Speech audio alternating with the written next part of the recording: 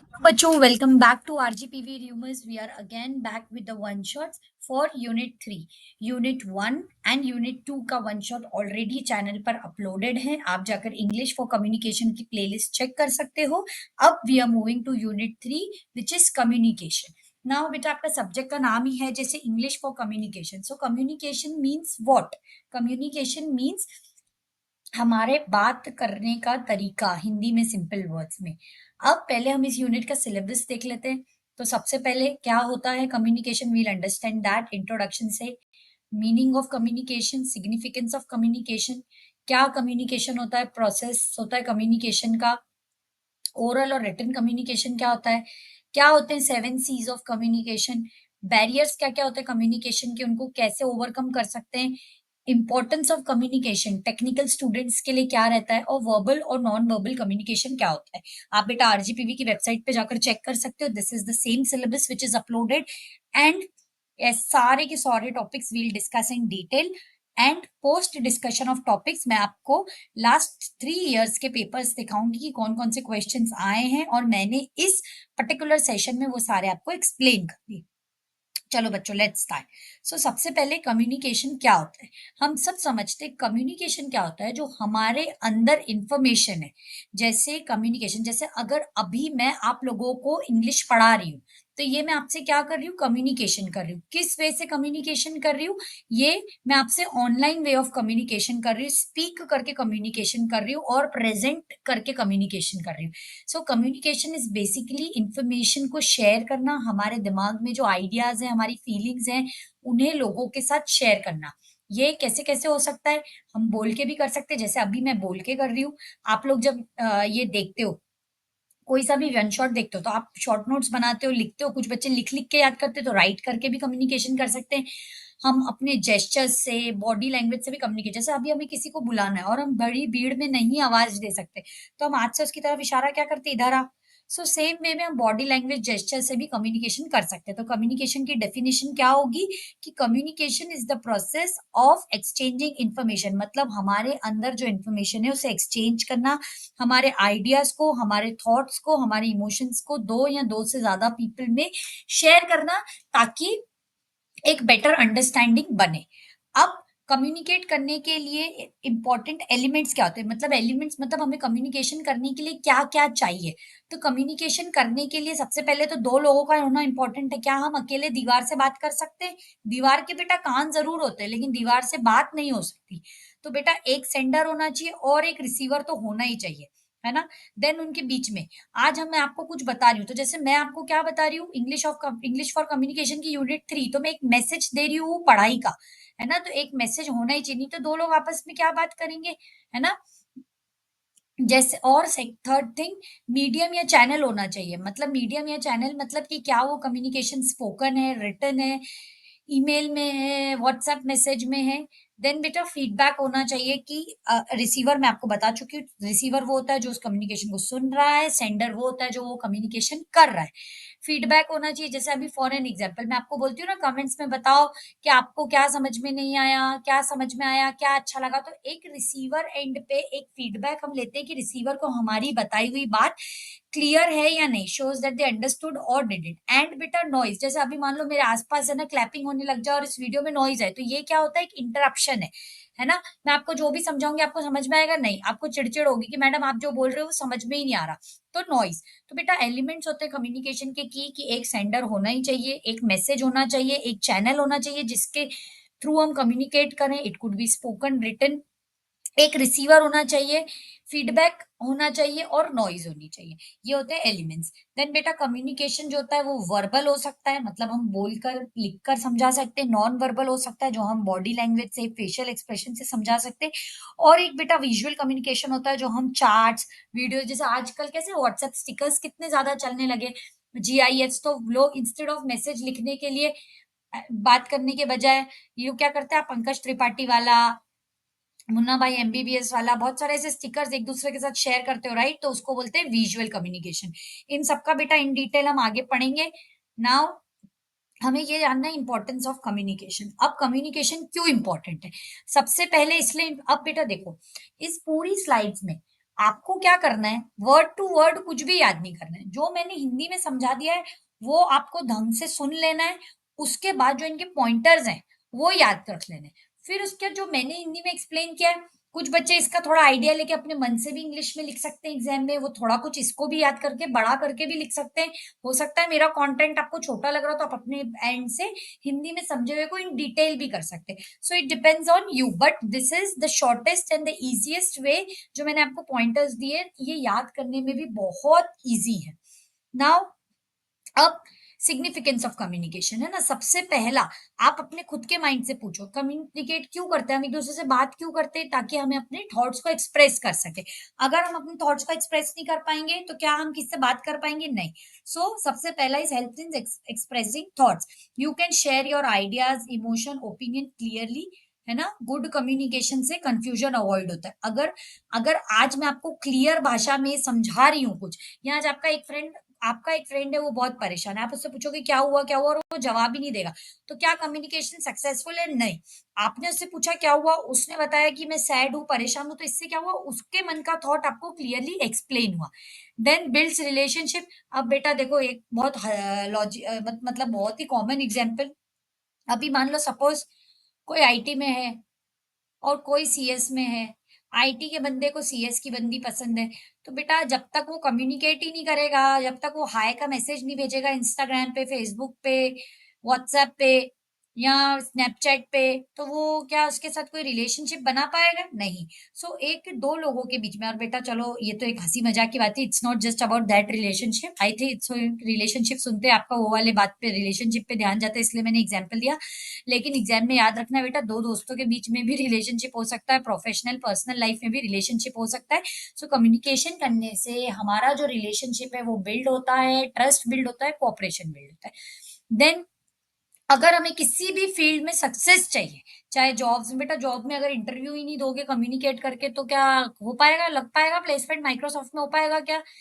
तो जॉब्स में, स्टडीज में मैडम से क्वेश्चन ही नहीं पूछोगे, मैडम की बात का जवाब ही नहीं दोगे, तो वाइवा में नंबर मिल पाएंगे क्या? बेटा फेल हो जाओगे, भले ही 100% अटेंडेंस क्यों ना हो।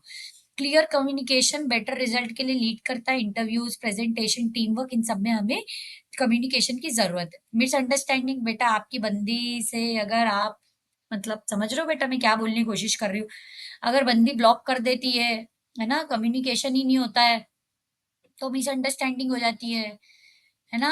बंदी ने स्टेटस डाल दिया लेकिन आपको मैसेज नहीं किया, या बंदे ने स्टेटस डाल दिया लेकिन आपको ना प्रिंसेस ट्रीटमेंट दिया, बस मिसअंडरस्टैंडिंग मिसअंडरस्टैंडिंग। लेकिन बेटा अगर एक हाय मैसेज आ जाता है, तो फिर हेलो, फिर खाना खाया, फिर मम्मी कहाँ है, पापा कहाँ है, तुम क्या कर रही हो जाता है ना बेटा, तो मिसअंडरस्टैंडिंग रिड्यूस हो जाती है, ये चला जाता है। बेटा ये एग्जाम्पल मैं इसलिए नहीं दे रही हूँ कि आप पढ़ते पढ़ते गर्लफ्रेंड को हाय मैसेज करें, ये एग्जाम्पल मैं इसलिए दे रही हूँ ताकि आपको एग्जाम में बस ये याद रहे कि मिसअंडरस्टैंडिंग रिड्यूस करने में कम्युनिकेशन हेल्प करता है। अगर हम प्रॉपरली कम्युनिकेट करते हैं तो फाइट और ये देखो बेटा, फाइट और प्रॉब्लम, फिर बेटा देखो आप दोनों के बीच में तो फाइट हो जाती है, लेकिन क्लास के जो चार और बच्चे, उन्हें तो स्टेटस देखना पड़ता है ना बेटा, तो ऐसी मिसअंडरस्टैंडिंग करने से अच्छा मैसेज कर लो। Clear instructions, fewer mistakes. Then बेटा कम्युनिकेशन से क्या होता है, कॉन्फिडेंस बूस्ट होता है। जब आपको पता रहता है कि हमें खुद को कैसे एक्सप्रेस करना है, तो आप ज्यादा कॉन्फिडेंट फील करते हो पब्लिक स्पीकिंग में।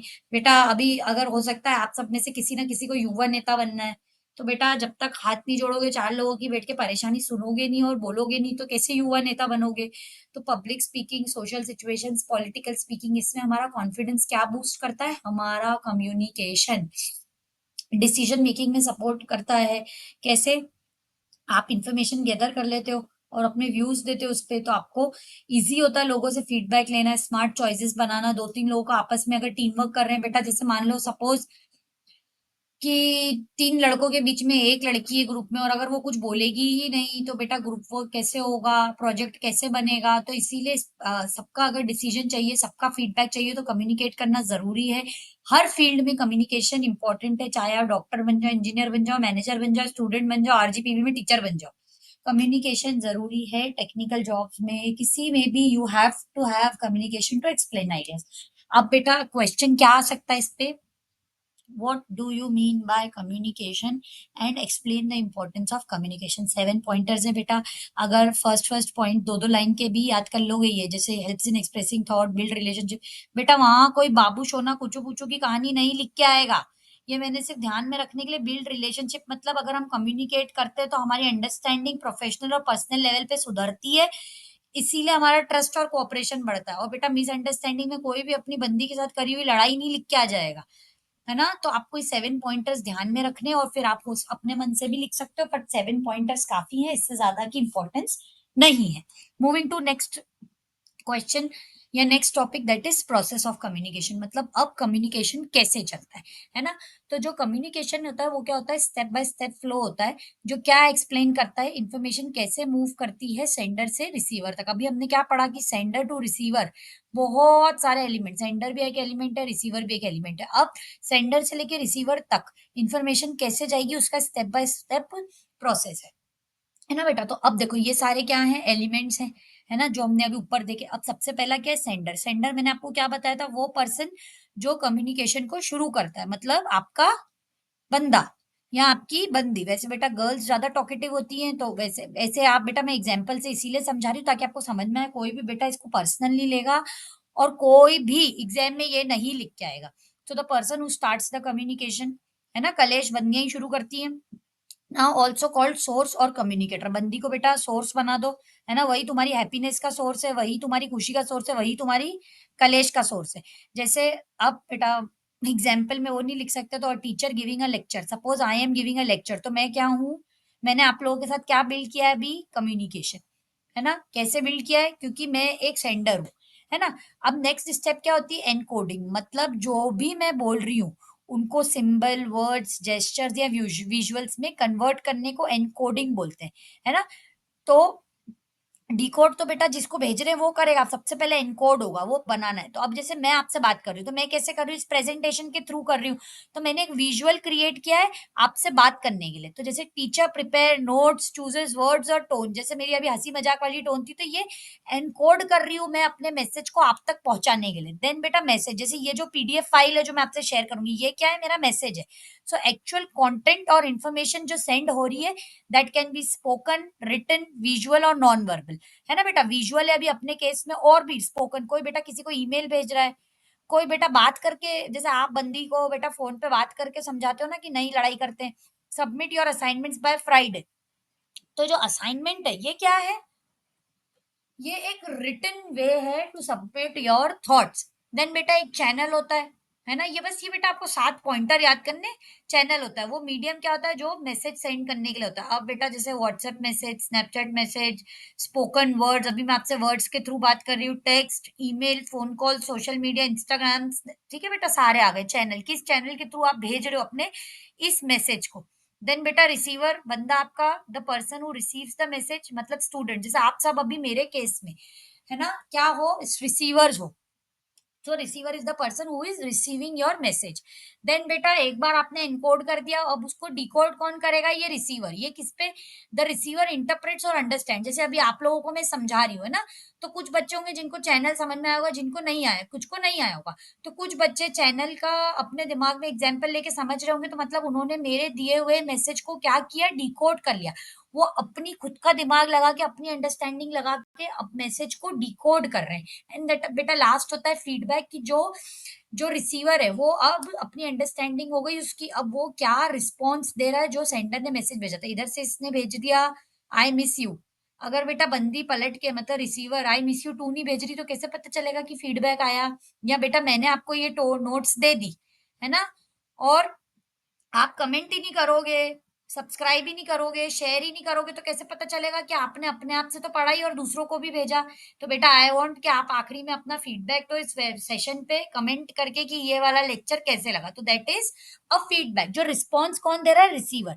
इससे क्या होता है बेटा, जैसे मेरे को क्या समझ में आएगा, कि आप सबको समझ में आए, मतलब स्टूडेंट्स क्या करेंगे, रिप्लाई करेंगे मैडम को, okay ma'am, understood ma'am, got it ma'am, nice video ma'am. ठीक है बेटा, तो दिस इज फीडबैक. बेटा लास्ट इसमें होता है नॉइज. ये एक ऑप्शनल होता है. अब सपोज मेरे घर का मेरा जो डॉग है वो अभी आवाज करने लग जाए, तो आपको क्या परेशानी होगी कि मैडम हम आपका कम्युनिकेशन सुने कि डॉग की आवाज सुने? तो जो कुछ भी जो हमारे कम्युनिकेशन को खराब करता है, बैरियर है जो उसका डिस्टॉर्ट करता है, इंटरप्ट करता है ना? मतलब बैरियर मतलब उसके बीच में एक टांग अड़ाने वाला, उसके बीच में एक रुकावट। तो क्या है वो नॉइज़। अभी जैसे मान लो मेरा डॉग अगर बार्क करने लग जाए, वैसे बेटा नहीं करेगा, अच्छा है वो समझदार है, बट अगर मान लो करने लग जाए, तो उस केस में डॉग क्या हो गया? बैरियर। अब अगली बार से जैसे ही वो हो गया, आप बोलोगे अरे यार ये बैरियर फिर आ गया, है ना? This could be physical noise, this could be psychological. अब सपोज फॉर एन एग्जांपल, आपका दिमाग ही नहीं है लेक्चर में, आपका दिमाग है व्हाट्सएप में। व्हाट्सएप में हो सकता है भाई ने मैसेज कर दिया, भाई पबजी में आ जा, ऑनलाइन छोड़ इंग्लिश का पेपर।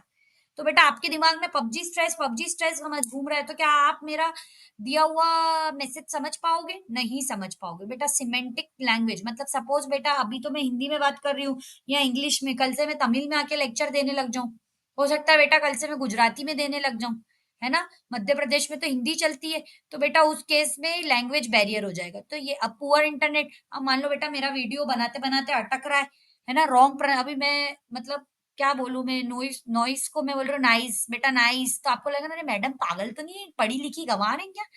तो ये बेटा रॉन्ग प्रोनाउंसिएशन को बच्चे वो ले लेते हैं। सो ये सब क्या है, कम्युनिकेशन प्रोसेस में ये सारे फैक्टर्स है ना? अब देखो एक एग्जांपल से समझो। यू आर अ सेंडर, आपने मैसेज टाइप किया, है ना? मैसेज एनकोड होगा, व्हाट्सएप एनकोड करेगा और लिखेगा लेट्स मीट एट 5, है ना बेटा? कैफे में मीट करना। व्हाट्सएप क्या होगा उसका चैनल। सेंडर कौन हो आप। एनकोड मैसेज को टाइप करना मतलब एनकोडिंग करना। ये लिख भी सकते हो बेटा एग्जाम में, बट थोड़ा इसको घुमाना फिराना नहीं, बंदी बंदी मत ले आना इसमें, नहीं तो जीरो मिल जाएगा आरजीपीवी में। देन बेटा व्हाट्सएप क्या है? चैनल, मीडियम है जिसके थ्रू हम भेज रहे हैं, जिसको भेज रहे भाई 5 बजे मिलना चाय पीने पे, तो वो क्या है? रिसीवर। गेड़ी मानने चलेंगे। रिसीवर क्या करेगा? उसको जब रीड करेगा तो उसको क्या कर रहा है? डिकोड कर रहा है। फीडबैक कैसे देगा? हाँ भाई चलेंगे, श्योर फीडबैक। अगर मान लो इंटरनेट बैड है तो मैसेज टाइम पे पहुंच पाएगा नहीं, लेट हो जाएगा, लॉस्ट हो जाएगा। तो ये क्या है? बैरियर। जैसे नॉइज, इट्स नॉट नेसेसरी कि सिर्फ नॉइज जैसा ही कोई बैरियर हो, it could be any barrier, है ना बेटा? अब एग्जाम में 100% बेटा ये वाला चार्ट बना के ही आना है ना? अब एग्जाम में क्वेश्चन जरूर आएगा कि explain the process of communication, क्या करना है? ये 7-8 पॉइंटर्स लिखने हैं, ये वाला डायग्राम बनाकर आना है।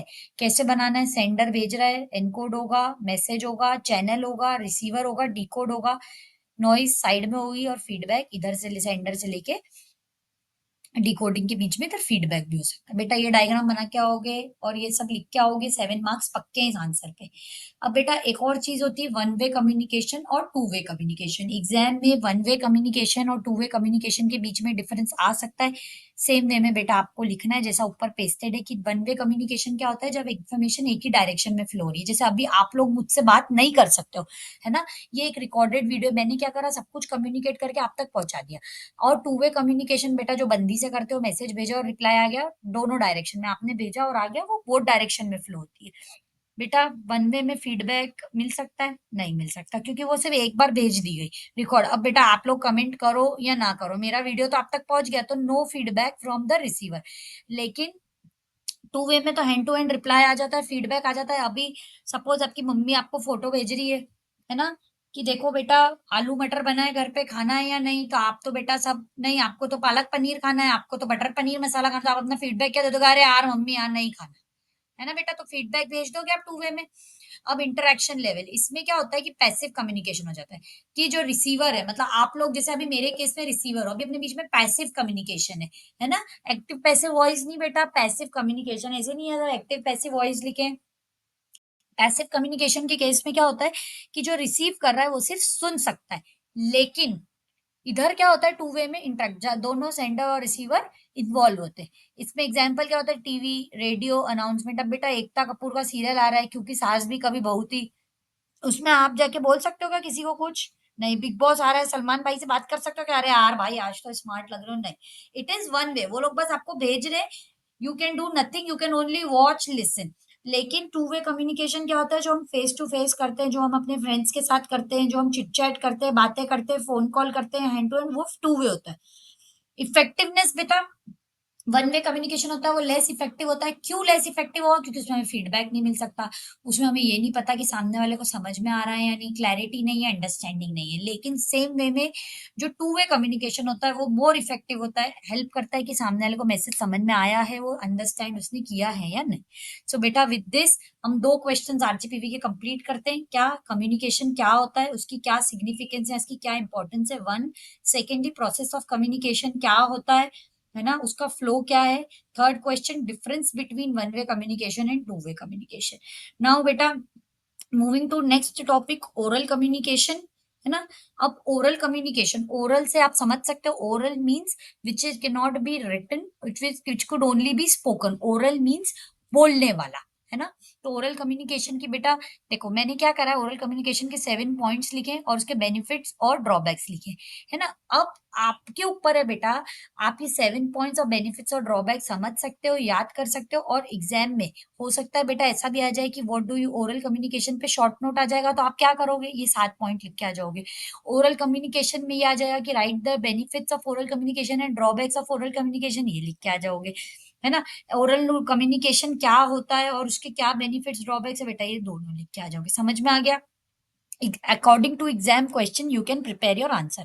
अब ओरल कम्युनिकेशन क्या होता है? Oral communication is a process of sharing information, कैसे? Via mouth, that is spoken words. या तो वो फेस टू फेस हो सकता है, या वो फोन कॉल्स और वीडियो कॉल्स के थ्रू हो सकता है ना। इसकी क्या इंपॉर्टेंस रहती है? ये बहुत ही क्विकेस्ट और मोस्ट इफेक्टिव होता है। जैसे फॉर एन एग्जाम्पल बेटा, हमें अगर किसी से पूछना है कि इंग्लिश का एग्जाम कब है, तो क्या हम उसे कोई ईमेल भेजेंगे? नहीं।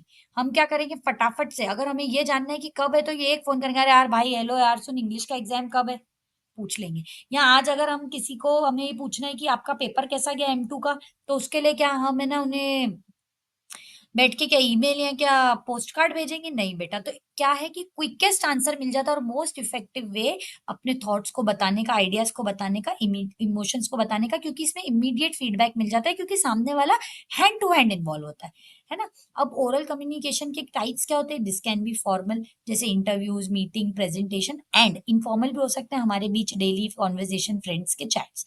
इसका क्या सिग्निफिकेंस होता है? ये बहुत मेजर रोल प्ले करता है किसमें? इंसान का कॉन्फिडेंस बढ़ाने में, है ना। टीम वर्क में बेटा, अब जब तक ओरल कम्युनिकेशन नहीं होगा, क्या आप लोग आपस में कुछ बना पाओगे? नहीं। रिलेशनशिप बनाने में, स्पेशली एकेडमिक और प्रोफेशनल इन्वायरमेंट में, इसके क्या की फीचर्स होते हैं? प्रोनाउंसिएशन इसमें क्लियर होता है, हमारी टोन करेक्ट होनी चाहिए, हमें ध्यान से, ऐसा नहीं बेटा, communication is a two way process, है ना। अगर हम ओरल कर रहे हैं तो इस केस में बेटा अगर सामने वाला जैसे सामने वाले ने कुछ भी आंसर दिया, अगर हम उसे एक्टिवली लिसन ही नहीं कर रहे हैं, तो कोई सेंस है? नहीं है ना। हमारी बॉडी लैंग्वेज अप्रोप्रिएट होनी चाहिए। अगर हम फेस टू फेस कर रहे हैं, ऐसे थोड़ी टेढ़ा मेढ़ा खड़े होकर किससे कुछ भी बात कर रहे हैं। ये इफेक्टिव एसेंशियल है किसके लिए? ओरल कम्युनिकेशन को इफेक्टिव बनाने के लिए। इसमें बेटा क्या क्या बैरियर हो सकते हैं? सपोज आप किससे फोन कॉल पे बात कर रहे हो, पीछे से मम्मी चिल्ला रही है, अरे झाड़ू निकालो, अरे सामान दो, तो बेटा नॉइज, है ना। हो सकता है बेटा सेटिंग आपकी फॉरेनर हो और आप बेटा इंडियन हो, तो आपको इंग्लिश ही नहीं आ रही हो, तो लैंग्वेज डिफरेंस बेटा। स्पीकिंग का फियर, कितने बच्चों को बेटा जब अब वो पब्लिकली उन्हें खड़ा किया जाता है कि ओरली आप ये समझाए, ओरल लिया जाता है, वाइवा लिया जाता है, तो वो नहीं बोल पाते क्योंकि वो इंट्रोवर्ट होते हैं। और डिस्ट्रैक्शन ये क्या करते हैं? इफेक्टिवनेस ऑफ ओरल कम्युनिकेशन को कम कर देते हैं। एवरीडे यूज में बेटा, क्लासरूम डिस्कशन से लेके work place meeting, oral communication almost हर रियल लाइफ सिचुएशन में यूज होता है। अब बेटा बेनिफिट्स क्या है ओरल कम्युनिकेशन के? हमें क्विकली फीडबैक मिल जाता है, इंस्टेंट। जैसे पापा से बेटा के पैसे मांगे, तो क्या पापा को ईमेल लिखते हो क्या? नहीं। फटाफट पापा 1,000 रुपए गूगल पे कर दो, है ना। तो इंस्टेंट फीडबैक मिल जाता है कि नहीं? देन पर्सनल एंड एक्सप्रेसिव, अपने टोन को, जेस्चर्स को बेटा मम्मी पापा के सामने कैसे, जब 1,000 रुपए गूगल पे चाहिए होते तो रोते हो, तो अपने टोन, जेस्चर, इमोशन को एक्सप्रेस कर सकते हो ओरल में, है ना। टाइम सेविंग होता है, क्योंकि राइटिंग से पे जल्दी अर्जेंट सिचुएशंस में बेटा, अभी ऐसा तो नहीं कर सकते ना कि अगर हमें किसी एम्बुलेंस बुलानी है या पुलिस बुलानी है तो व्हाट्सएप मैसेज करें, नहीं बेटा। अर्जेंट सिचुएशंस में टाइम सेविंग होता है, फ्लेक्सिबल होता है, स्पॉन्टेनियस होता है, हम इजीली अडेप्ट कर सकते हैं, है ना। इंस्टेंटली रिलेशनशिप बिल्ड करता है बेटा, ये तो आप सबको आई थिंक याद ही रहेगा। रिलेशनशिप बिल्ड करने के लिए बंदी से बात जरूरी है, रिलेशनशिप बिल्ड पे बंदी याद रखो। एनहेंसेस ट्रस्ट और रेपो बनाता है। अब बेटा इसके कुछ ड्रॉबैक्स होते हैं क्या? परमानेंट रिकॉर्ड नहीं होता बेटा, स्क्रीनशॉट नहीं होता ओरल कम्युनिकेशन में, और आजकल तो बेटा कॉलिंग में भी चाहे एप्पल हो, चाहे सैमसंग हो, चाहे सब बेटा your call is being recorded ये बोल देते हैं बेटा, तो परमानेंट रिकॉर्ड नहीं होता, तो वापस से क्या बोला था, क्या हुआ था, ये नहीं जा सकते। मिस इंटरप्रेट हो जाए, कभी कभी हम बेटा बोलना कुछ चाहते हैं और वो हम क्लियरली एक्सप्रेस नहीं कर पाते। कॉम्प्लेक्स इन्फॉर्मेशन जो बहुत हार्ड इन्फॉर्मेशन है वो हम मुंह से नहीं समझा सकते, है ना। हमेशा फॉर्मल और प्रोफेशनल नहीं होता, कभी कभी लोग ओरल कम्युनिकेशन को एक समझते हैं, अरे मुंह से तो बोला है यार। जैसे कितने लोग शादी का कार्ड जब तक हाथ में भेजो नहीं या इन पर्सन नहीं भेजो तो क्या बोलते हैं, अरे यार आपने तो बस क्या फोन ही किया था, नहीं आएंगे, फूफा जी नाराज हो जाते हैं ना।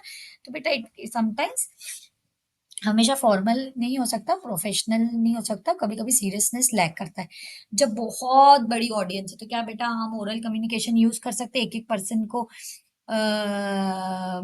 सेम चीज बता सकते हैं। जैसे मान लो एक गॉसिप है ना, वो रीना से शीना, शीना से मीना, मीना से टीना, टीना से रीना को भेजनी है, तो बेटा उसमें तो एड ऑन होता जाएगा, लड़कियां तो आपको पता है ना, तो इसलिए डिफिकल्ट हो जाता है जब बहुत सारी ऑडियंस को बताना है। अब बेटा जैसे ओरल कम्युनिकेशन होता है वैसे सेम वे में रिटन कम्युनिकेशन होता है ना। रिटन मतलब जो कुछ हम लिख कर भेजते हैं, तो डेफिनेशन क्या होगी, रिटन कम्युनिकेशन वो प्रोसेस है जब हम मैसेज को कैसे कन्वे करेंगे, written symbols such as letter, reports, text message, इनसे। इसका क्या इंपॉर्टेंस है, इससे क्या होता है कि परमानेंट रिकॉर्ड मेंटेन्ड होता है, क्लैरिटी होती है ना। और जब इंफॉर्मेशन को हमें वापस रेफर करना है कि आपने मुझे क्या मैसेज भेजा था, आपने मुझे क्या ईमेल भेजा था, है ना, आपने मुझे क्या डॉक्यूमेंट भेजा था, ये हम रेफर बैक कर सकते हैं। इसमें क्या होता है बेटा, formal same as oral, formal और इनफॉर्मल दोनों होता है। फॉर्मल में क्या होंगे, ऑफिस के लेटर, रिपोर्ट, नोटिस। इनफॉर्मल क्या हुआ, text messages, personal email, hand written notes जो आप बनाते हो। सिग्निफिकेंस क्या है बेटा, डॉक्यूमेंटेशन करना है, लीगल डॉक्यूमेंट। बेटा कोर्ट में जाके ऐसा तो नहीं बोल सकते ना, "हाँ, वकील साहब आपने तो कल बोला था"। बोलने से क्या होता है, उसका रिटन डॉक्यूमेंटेशन होना चाहिए ना, ऑफिशियल करस्पॉन्डेंस, एकेडमिक राइटिंग में। अभी बेटा आरजीपीवी में मैडम हर वाई वाई की लेके क्यों नहीं 70 नंबर दे देती, क्योंकि उन्हें रिटर्न प्रूफ चाहिए कि आपको आता है। बैरियर क्या होता है बेटा, अब इसमें हो सकता है किसी बच्चे को ग्रामर उसका नहीं अच्छा है, किसी बच्चे की हैंड राइटिंग नहीं अच्छी है, किसी के वर्ड के रॉन्ग चॉइसेस है, हो सकता है कभी वो नहीं लिखना चाह रहा उल्टा, लेकिन सामने वाला मैसेज पढ़ने में गलत इंटरप्रेट कर ले। स्ट्रक्चर का lack, this can lead to miscommunication. इसके की फीचर्स क्या होते हैं कि it should be clear, it should be concise, well structured and spelling और ग्रामेटिकल एरर से बचा हुआ। रियल लाइफ में कहाँ होता है, वो ऑफिस में यूज होता है बेटा, ईमेल में definitely, resume, notice, legal documents, assignment, social media पर। बेटा इतने सारे एग्जांपल नहीं भी याद करोगे, दो भी लिख के आओगे तो चलेगा, but I am just explaining कि आप चूज कर सकते हो ना। अब रिटन कम्युनिकेशन के बेनिफिट क्या होता है, परमानेंट रिकॉर्ड होता है, हमेशा फ्यूचर रेफरेंसेस के लिए हम इसे स्टोर कर सकते हैं, क्लियर और एक्यूरेट होता है क्योंकि हम मैसेज को केयरफुली ड्राफ्ट कर सकते हैं। ओरल में तो क्या होता है, हम कुछ भी बोल देते हैं, है ना। लीगल वैलिडिटी होती है कि कॉन्ट्रैक्ट्स, पॉलिसीज, प्रूफ्स, इन सब में लीगल वैलिडिटी होती है। अगर हमारे पास रिटर्न में, तो डिस्ट्रीब्यूट करने में इजी होता है, जब बहुत सारे लार्ज नंबर ऑफ पीपल को शेयर करना है तो बेटा सबको ईमेल में बीसीसी करके हम शेयर कर सकते हैं। डिटेल और स्ट्रक्चर होता है, कॉम्प्लेक्स या टेक्निकल इंफॉर्मेशन के लिए हम सिर्फ ओरली नहीं बता सकते ना, हमें लिख के बताना पड़ता है, प्रेजेंटेशन बनानी पड़ती है। अब रिटन कम्युनिकेशन के ड्रॉबैक्स क्या है, टाइम कंज्यूमिंग, क्योंकि बेटा राइट लिखने में, एडिट करने में, रिव्यू करने में टाइम लगता है। फीडबैक डिले हो सकता है बेटा, फिर वही बंदी ने 10 बजे मैसेज किया, है ना, सॉरी बंदे ने 10 बजे मैसेज किया और बंदी 4 बजे रिप्लाई कर रही है कि मैं तो मम्मी के साथ काम कर रही थी, तो बेटा इमीडिएट रिस्पॉन्स नहीं आता। लेकिन अगर यही फोन कर दिया बैक टू बैक तो फोन उठा लिया जाता है। पर्सनल टच का, क्योंकि उसमें टोन, इमोशन, बॉडी लैंग्वेज, जब हम फेस टू फेस बात करते हैं ओरल में तो समझ में आता है कि हमारा एक्सप्रेशन क्या है ना, लेकिन रिटर्न में समझ में आता है कि हमारा एक्सप्रेशन क्या है। हो सकता है कोई रोकर मैसेज लिख रहा हो सकता है कोई बहुत हंसकर मैसेज लिख रहा हो, है ना। मिसअंडरस्टैंडिंग का रिस्क रहता है क्योंकि कोई क्लू नहीं रहता। और इलिटरेट या विजुअली इम्पेयर्ड लोगों के लिए ये सूटेबल नहीं होता, जो देख नहीं सकते, है ना, जो पढ़े लिखे नहीं हो सकते, उनके लिए सूटेबल नहीं है। सो बेटा with this oral and written communication over होता है। हो सकता है बेटा ओरल कम्युनिकेशन पे शॉर्ट नोट आ जाए तो आपको ये सब लिखना है, हो सकता है उसके बेनिफिट्स और ड्रॉबैक्स पूछ लें।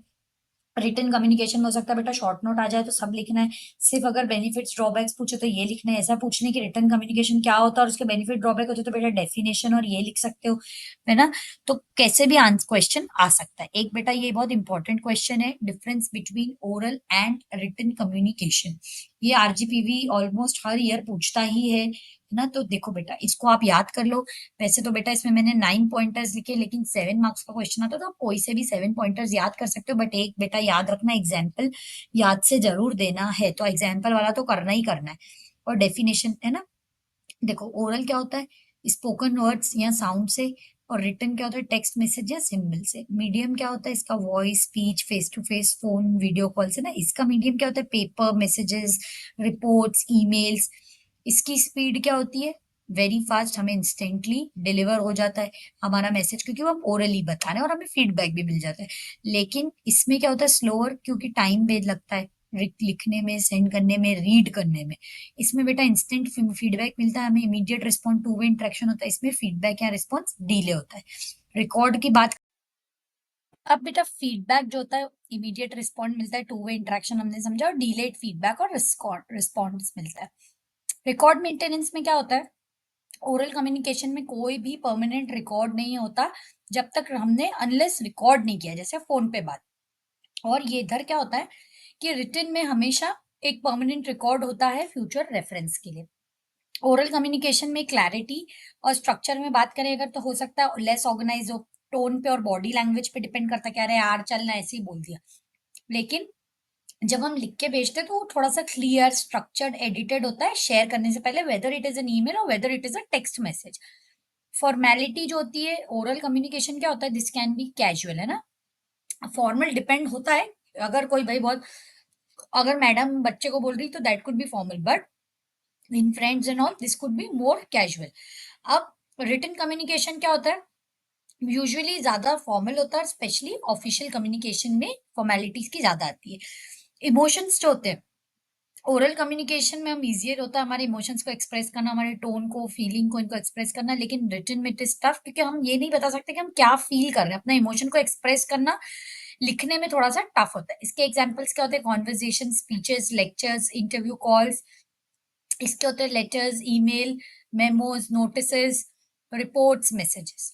तो बेटा इसके साथ हमारा ओरल रिटन कम्युनिकेशन ओवर होता है। Now next moving to the important topic जो होता है 7 C's ऑफ कम्युनिकेशन। अब बेटा कम्युनिकेशन करने में 7 C's मतलब C से 7 ऐसे वर्ड्स हैं जो हमारे कम्युनिकेशन को शेप करते हैं। तो हम एक एक करके सारे समझते हैं।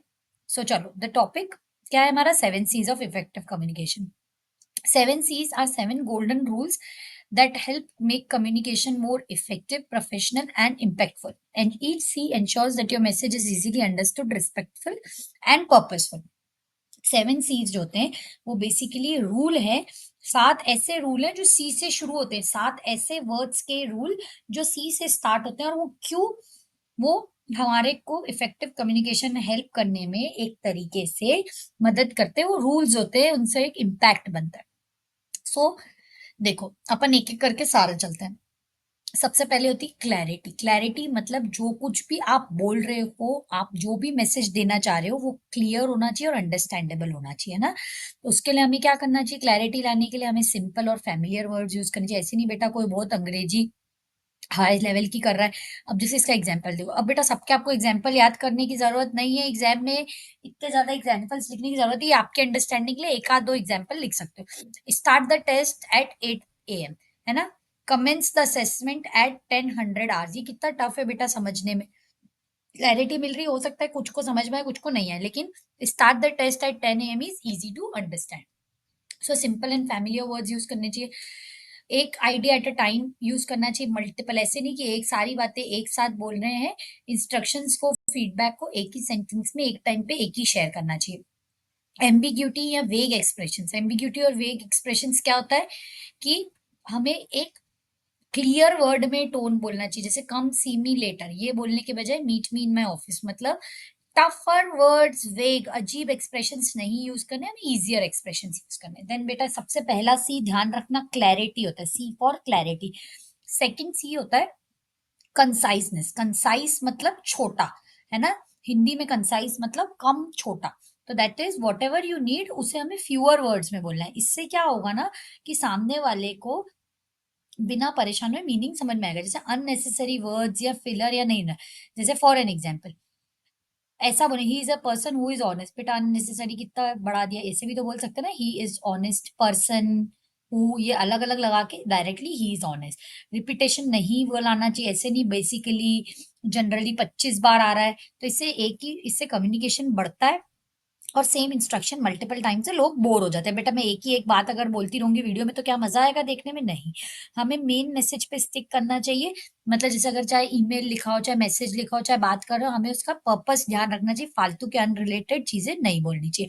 सो सेकंड सी क्या है कि हमारा मैसेज कंसाइज होना चाहिए, मतलब छोटा होना चाहिए, fewer in words but without losing meaning. Then बेटा करेक्टनेस, करेक्टनेस मतलब ठीक होना, मतलब हमारा जो भी मैसेज हम दे रहे हैं वो स्पेसिफिक होना चाहिए, डिटेल्ड होना चाहिए, उसमें फैक्ट्स और फिगर्स होने चाहिए, करेक्टनेस होनी चाहिए, तो लोग हमारी बात पे भरोसा कैसे करेंगे? हमें एग्जैक्ट डेटा यूज करना चाहिए instead of general terms. Attendance went up नहीं, अटेंडेंस अब देखो, अटेंड अभी अगर हम किसी अभी तुम्हारी मैम अपने एचओडी को जाके बोल रही है इंग्लिश वाली की अटेंडेंस वेंट अप, तो एचओडी पूछेगा ना, अरे भैया कितनी ऊपर हुई, क्लियर है नहीं, करेक्ट है नहीं, है ना? सॉरी बेटा, I am really sorry, correctness नहीं, कॉन्क्रीटनेस। कॉन्क्रीटनेस होता है कि हमें फैक्ट्स, डिटेल्स, फिगर्स यूज करने चाहिए ताकि हमारा कम्युनिकेशन ज्यादा क्लियर लगे। तो एग्जैक्ट डेटा यूज करना, एग्जाम्पल देना, ताकि जैसे sales increase in Delhi, Mumbai and Bhopal market, example देना, इससे हमारा कम्युनिकेशन मोर कॉन्क्रीट लगता है ना? एब्स्ट्रैक्ट और अनक्लियर वर्ड्स नहीं बताना, सम डीले नहीं, 3 डेज का डीले ऐसा बोलना। तो उससे क्या होगा कि सामने वाले को भरोसा होगा कि हाँ भैया 3 दिन बाद ये हो जाएगा। सम डीले में हर कोई कंफ्यूज रहेगा कि अरे यार पता नहीं क्या। देन बेटा फोर्थ पॉइंट इज करेक्टनेस, जो मैंने मिस कर दिया था, कंक्रीट बोल दिया था, कंक्रीट को करेक्ट बोल दिया था, अब है बेटा फोर्थ करेक्टनेस, मतलब आपका मैसेज जो भी है वो grammatically, facts wise, tone wise, इन तीनों वाइज एक्यूरेट हो, मतलब proper grammar, punctuation, spelling use करें, है ना? योर रिपोर्ट इज रेडी, बेटा ये सही है क्या? नहीं, your report is ready. Then बेटा करेक्ट फैक्ट्स और वेरीफाइड इंफॉर्मेशन शेयर करें, ऐसे नहीं कि meeting is at 2 PM if it's at 3 PM, ऐसे गलत मैसेज नहीं शेयर करें, करेक्ट इंफॉर्मेशन शेयर करें, सूटेबल टोन बना के रखें। अगर हमारी ऑडियंस एक फॉर्मल ऑडियंस है तो हमें फॉर्मल टोन मेंटेन करनी चाहिए, ऐसे नहीं कि ऑफिस के ईमेल में कुछ भी लिख दिया कि मैडम सर कल नहीं आऊंगा, या कॉलेज के मैसेज ग्रुप में, ऑफिशियल ग्रुप में ऐसे लिख दिया कि मैडम अटेंडेंस क्यों नहीं बढ़ रही है। ऐसा नहीं कर सकते, हमें सूटेबल टोन यूज करनी चाहिए। देन हमें कंसिडरेशन यूज देखना चाहिए। कंसिडरेशन मतलब क्या कि सामने वाले के साथ कंसिडरेट होना, है ना? उसका मूड, उसकी नीड, उसका बैकग्राउंड क्या, उसको जानना है। ऐसे नहीं बेटा सामने वाला मूड में ही नहीं और आप बोले जा रहे हो, है ना? या सामने वाला बुरे मूड में और आप उस पर चिल्ला रहे हो, नहीं, हमें सामने वाले का मूड जानना है और उसके हिसाब से कंसिडरेट होना है। अगर सामने वाला बहुत परेशान है तो क्या हम उस पर चिल्लाएंगे तो that is a good way of communication? नहीं, that is not a good rule. You have to be polite और रिस्पेक्टफुल। जैसे instead of check this now, नहीं, would you please review this, ये कितना अच्छा लग रहा है। और ऐसी लैंग्वेज नहीं यूज करनी चाहिए कि जो हर्ट करे, ऑफेंड करे, है ना? इंस्टेड ऑफ ये बोलने की this is bad, you can say you may improve this, तो ये थोड़ा बेटर लग रहा है ना? मैसेज को एडजस्ट कर सकते हैं हम एज, कल्चर, प्रोफेशन के हिसाब से, है ना? सिंपलर वर्ड यूज कर सकते हैं, स्कूल स्टूडेंट से बात करते हैं, छोटे बच्चों से बात करते, तो कंसिडरेट होना पड़ता है एज पर हमारी ऑडियंस। अगर हमारी ऑडियंस बच्चों जैसी तो हमें उनसे वैसा बात करना है, अगर हमारी ऑडियंस अडल्ट है तो वैसा बात करना है, और ज्यादा है तो हमें अगर उन्हें रिस्पेक्ट देनी है, फॉर्मली कैसे बात करना है, दिस डिपेंड्स कि हमें कंसिडरेट होना पड़ेगा हमारे ऑडियंस या रिसीवर के मूड नीड से। देन बेटा होता है कंप्लीटनेस। कंप्लीटनेस मतलब कि सारी की सारी इंफॉर्मेशन दी जाए, ऐसा नहीं कि कुछ इंफॉर्मेशन दे रहे हैं और कुछ नहीं दे रहे। जैसे हमें बेसिक जो WH क्वेश्चन होते हैं कि who, what, when, where and how, ये पूरा बताना है। जैसे submit your assignments by Monday 10 AM in room 204। अब अगर मैडम ये लिख दे सिर्फ ग्रुप पे सबमिट योर असाइनमेंट, आधे बच्चे क्या बोलेंगे, मैडम कब करना है? फिर अगर मंडे को बच्चे ले आएंगे तो क्या मैसेज करेंगे, मैम कहाँ आना है, मैम कितने बजे आना है? तो इतने रिपीटेटिव क्वेश्चंस को अवॉइड करने के लिए हमें अपने मैसेज को कंप्लीट बनाना होता है। फिर हमें सपोर्टिंग डिटेल्स, अटैचमेंट यूज करने चाहिए अगर नीडेड है। जैसे हम ईमेल में डॉक्यूमेंट्स अटैच करते हैं, तो भी बेटा मैं अगर ये प्रेजेंटेशन दे दूं और इसका PDF नहीं बोलूं, व्हाट्सएप चैनल में नहीं दूं, नहीं बोलूं, तो क्या होगा? आपको लगेगा अरे क्या पढ़ा दिया, बताया ही नहीं कहाँ है। और उसमें हमेशा नेक्स्ट स्टेप डालो, है ना? Please confirm by replying to this email, तो कंप्लीट मैसेज दो। देन बेटा लास्ट है सेल्सी, कर्टसी मतलब आपको रिस्पेक्टफुल होना है, पोलाइट होना है, पॉजिटिव होना है और हम्बल होना है अपने कम्युनिकेशन में। आप अननेसेसरी किसी के ऊपर भी चिल्ला नहीं सकते। काइंड और एनकरेजिंग वर्ड्स यूज करो, जैसे thank you, sorry, good impression बनाता है ये। रूड होना बंद करो, जैसे यू डिड इट रॉन्ग की बजाय there is a small area of improvement या स्मॉल एरर, ऐसा बोल सकते हो। एम्पथी मतलब एक दया शो करो। फीडबैक के लिए ओपन रहो, I understand your concern, let me help. So बेटा ये पूरे के पूरे 7 C's ऑफ कम्युनिकेशन है बेटा, इंपॉर्टेंट है, ये आ सकता है एग्जाम में डेफिनेटली। सो आपको कैसे याद रखना है? Clear, concise. बेटा कोई भी बच्चा कॉन्क्रीट और करेक्ट में मेरे जैसे कंफ्यूज नहीं होगा। कॉन्क्रीट, फिर करेक्ट, फिर कंसिडरेट, फिर बेटा कंप्लीट और फिर कर्टियस, ये सब मिला के क्या बनाते हैं परफेक्ट कम्युनिकेशन। एक बार लिख के पेपर पे ये सारे सी याद कर लेना। अपने वर्ड्स में चाहिए वो भी लिख सकते हो, इधर से भी पॉइंटर्स ले लेके। एटलीस्ट सब में बेटा 7 मार्क्स का क्वेश्चन आएगा, 7 लिख के उन हर में एटलीस्ट 2-2 पॉइंट्स लिखना ही लिखना, अच्छे मार्क्स आएंगे। देन बेटा मूविंग टू नेक्स्ट टॉपिक जो क्या है, barriers of communication. Barrier of communication क्या होता है? जो हमें कम्युनिकेट करने से रोक रहा है ना, जो हमें इफेक्टिवली बात करने से, इफेक्टिव कम्युनिकेशन करने से, मतलब एक बीच में जैसे एक रुकावट, हमारे कम्युनिकेशन में एक रुकावट को हम बोलते हैं बैरियर। तो बैरियर ऑफ कम्युनिकेशन वो फैक्टर्स होते हैं जो हमें प्रिवेंट करते हैं अफेक्टिव एक्सचेंज ऑफ इंफॉर्मेशन करना सेंडर और रिसीवर के बीच में, है ना। ये बैरियर क्या कर सकते हैं? डिस्टॉर्ट कर सकते हैं, डीले कर सकते हैं, जैसे नॉइज एक बैरियर था ना। या ब्लॉक कर सकते हैं मैसेज को, मिसअंडरस्टैंडिंग कॉज करना या कम्युनिकेशन का फेलियर करना। अब देखो बेटा बैरियर बहुत सारे हो सकते हैं, हम एक एक करके सारे समझेंगे, है ना। It could be physical, it could be semantic, organisational, personal, psychological, culture, attitude, technology, psychological, gender barrier. Multiple barriers हो सकते हैं, I will explain you one by one each. जब हम फिजिकल बैरियर बोलते हैं तो ये बैरियर क्या होते हैं? फिजिकल इन्वायरमेंट या एक्सटर्नल सराउंडिंग से जो मिले हुए हैं, जैसे for an example noise, distance, light नहीं है, इंटरनेट नहीं है, फिजिकली दूर है ना, सेंडर और रिसीवर के बीच में। जैसे अगर क्लासरूम का जो फैन है लाउड नॉइज कर रहा है तो जो भी टीचर समझा रही है वो नहीं पढ़ा पाएगी। तो फिजिकल मतलब हमारे आस पास के इन्वायरमेंट में जो कुछ भी ऐसा है जो हमें कम्युनिकेशन को सुनने से या करने से रोक रहा है, उसे हम फिजिकल बैरियर कहते हैं। देन बेटा सिमेंटिक बैरियर क्या होता है? जो लैंग्वेज बैरियर, लैंग्वेज में, वर्ड्स में, सिंबल में डिफरेंस होता है। जैसे फॉर एन एग्जाम्पल कि कोई जैसे कोई बहुत टेक्निकल वर्ड यूज कर रहा है ना, आपको नहीं समझ में आ रहा, मिसअंडरस्टैंडिंग हो रही है। कोई बहुत डिफिकल्ट वोकेबलरी कर रहा है ना। जैसे अभी अपन ऊपर पढ़ा था ना, classes will be commencing at 10 100 hours. तो बेटा टफ था ना वो अंडरस्टैंड, तो वो एक सिमेंटिक बैरियर था। मल्टीपल मीनिंग्स के वर्ड यूज करा, इसलिए हमें कम्युनिकेशन को सिंपल एंड इजी रखना चाहिए। तो देखो एग्जाम्पल क्या था, word bark can be meant as sound of the dog और the outer covering of the tree, है ना। कंफ्यूज हो सकते हैं अगर एक्सप्लेन नहीं किया ढंग से कि बार्क का मतलब क्या होता है, तो इसीलिए ये एक सिमेंटिक बिहेवियर हो सकता है।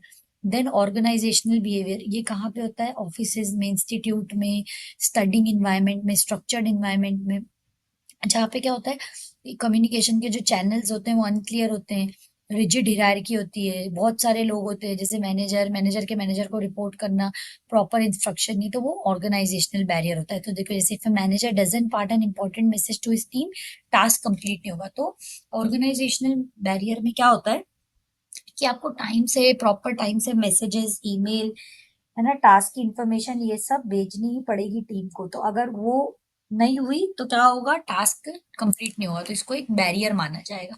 देन बेटा नेक्स्ट होता है पर्सनल बैरियर, है ना, जो इंसान की खुद की पर्सनल इंडिविजुअल ओन लिमिट हो सकती है, स्किल्स हो सकती है, एटीट्यूड हो सकता है ना, लैक ऑफ नॉलेज, किसी की कम्युनिकेशन बहुत पुअर है। अब जैसे कोई बहुत अच्छी इंग्लिश में बात कर रहा है और कोई की लैंग्वेज बहुत पुअर है, वो उसको जवाब ही नहीं दे पा रहा, तो उसको कम्युनिकेट करने में परेशानी होगी, वो उसके बीच में एक बैरियर बन गया, है ना। शाइनेस, लो कॉन्फिडेंस, कोई बच्चे बहुत इंट्रोवर्ट होते हैं, वो नहीं ना फ्रेंड्स बना पाते, तो उस केस पे पर्सनल बैरियर होता है वो। तो द स्टूडेंट में से I don't know how to do this because they think asking for, they didn't ask for help earlier, है ना।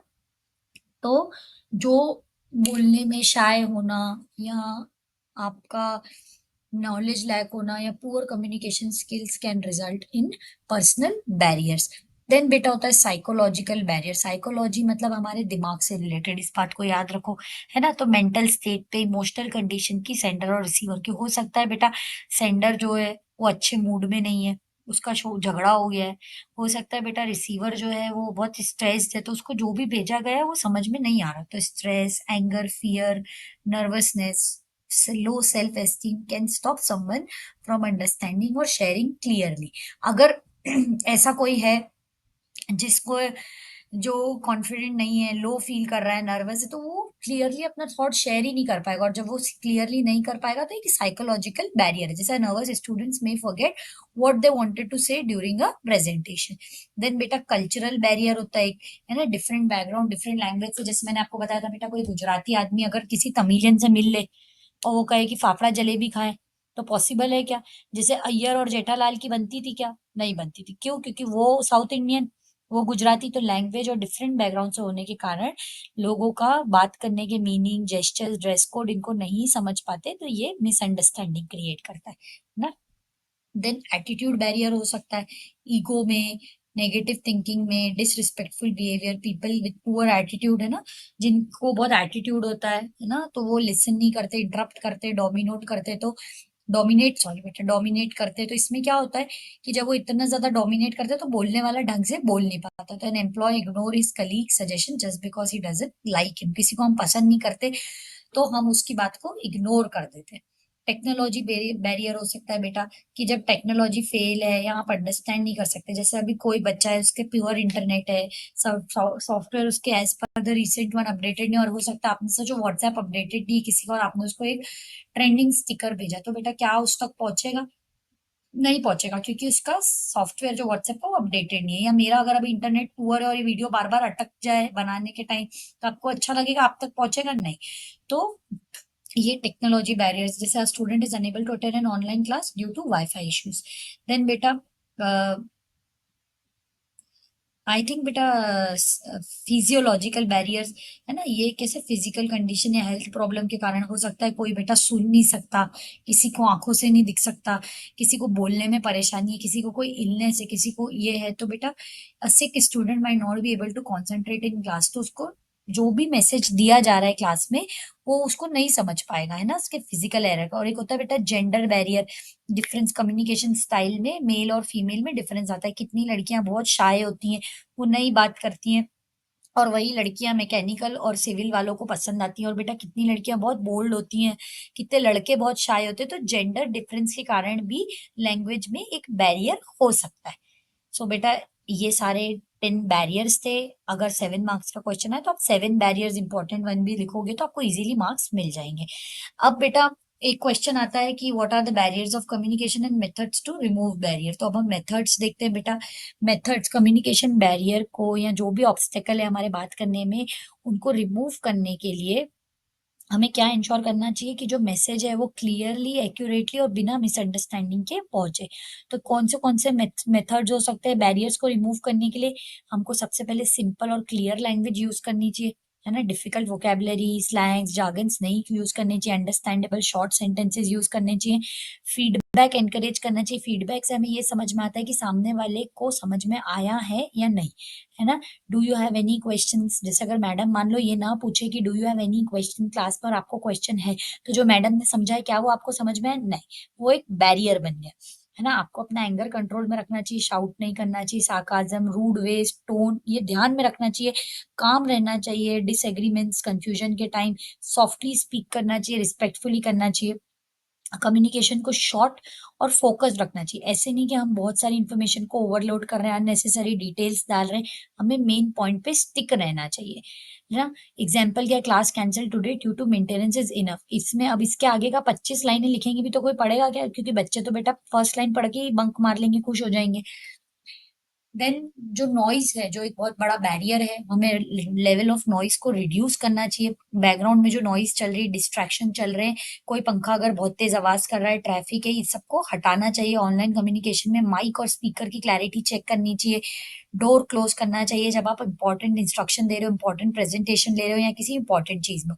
ओवरलोडिंग, बहुत सारी इंफॉर्मेशन दोगे तो सामने वाले को नहीं समझ में आएगी, which could result as a barrier. So avoid overloading information, ताकि ये बैरियर रिजॉल्व हो, बहुत सारी इंफॉर्मेशन एक साथ नहीं देनी क्योंकि कंफ्यूज हो जाएगा कौन, लिसनर। नाउ कि protein check on communication channel, मतलब जैसे ईमेल, फोन, माइक, ये चेक सही से चल रहे हैं या नहीं, कॉन्टैक्ट्स की लिस्ट, इंटरनेट कनेक्शंस अपडेटेड हैं या नहीं, है ना। देन आपकी ऑडियंस की क्या नीड है, अभी आप लोगों की नीड क्या है, इंग्लिश का एग्जाम। और अगर बेटा मैं अभी मैथ्स का वीडियो बनाते रहूँ तो आपको अच्छा लगेगा क्या? आप मेरा चैनल देखने आओगे क्या? या आप मेरी बात में इंटरेस्ट लोगे? नहीं लोगे, है ना।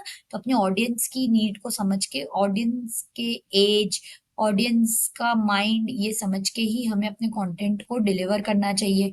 गुड लिसनिंग स्किल्स होनी चाहिए, क्योंकि अगर किसी के पास लिसनिंग स्किल्स नहीं है अच्छी, तो उस सेंस में क्या होगा कि जो भी सामने वाला बोल रहा है वो सुनेगा ही नहीं, बस खुद का ही बोलता जाएगा। तो ये कैसे कंफर्म होगा कि ये कोई कुछ बोल रहा है ना। तो इंटरप्ट करना, बीच बीच में क्वेश्चन, किसी को डिस्टर्ब नहीं करना है, हमें लिसनिंग पहले ढंग से करनी है, फिर आंसर देना है। कम्युनिकेशन स्किल्स हमारी इंप्रूव करना चाहिए, मतलब प्रॉपर ग्रामर यूज होनी चाहिए, क्लियर और कॉन्फिडेंट हमारे एक्सप्रेशंस होने चाहिए, हमारी टोन ठीक होनी चाहिए, हमें प्रेजेंटेशंस में, डिस्कशंस में, रीडिंग में और पार्टिसिपेट करना चाहिए, ताकि हम इम्प्रूव करें।